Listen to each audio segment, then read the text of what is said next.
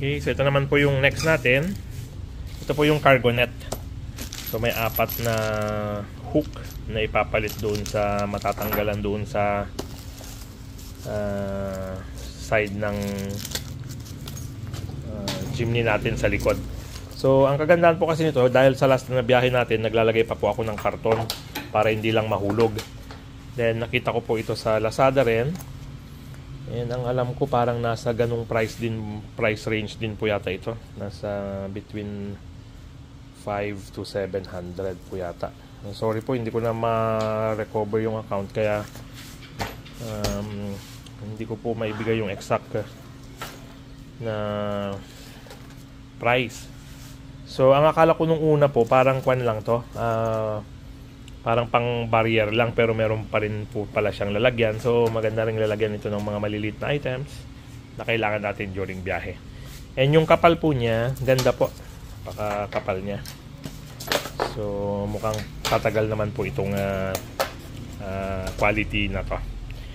Okay, so pakita ko rin po sa inyo pag naikabit na. Salamat po. Okay, so regarding dito sa kwan po natin, installation ng net. So ito po, nilagay natin yung mga attachment points dito. 2, 3, 4. So ito po, tinanggal natin itong mga plastic coverings niya. Dito naman sa 2, tinanggal natin. And ito po, galing po ito para sa fire extinguisher. So ito po yung kasama niya nung una, then pinalitan natin. Kasama na po itong 4 na hook na to. So since hindi naman siya makakasagabal sa installation ng FireX, and then ilalagay na lang natin dito yung connection point niya, which is ito po. Okay, so once na install, pakita ko po sa inyo lahat ulit. Salamat po. Okay, good afternoon. So ito na po yung final installation natin dito sa may net natin. So ito po, 1, 2, 3, and 4. So yung FireX po, nandito siya dati, kaso hindi na po siya mai-secure ng mabuti dahil nakaharang yung fire extinguisher. So nilipat ko na lang po siya rito sa area na to.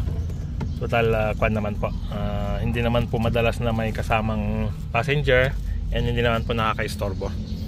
Okay, so ito po, i-adjust lang siya based dun sa gitna niya. So hihilain lang po ito, adjustable. Okay, and then ito po ilalagay dito. Okay, so once na naka-secure po itong dalawa, ito naman po ang affected, itong compartment.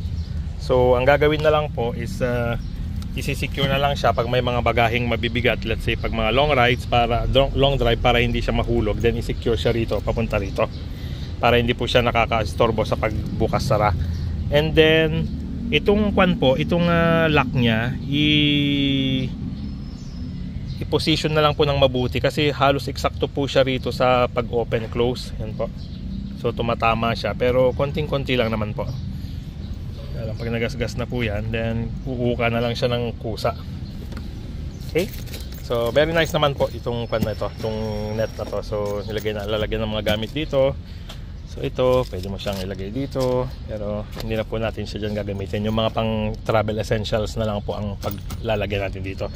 And then ito rin po, maiwasan ng magkaroon ng biglang nahuhulog na gamit kapag biglang nagbubukas po tayo nito.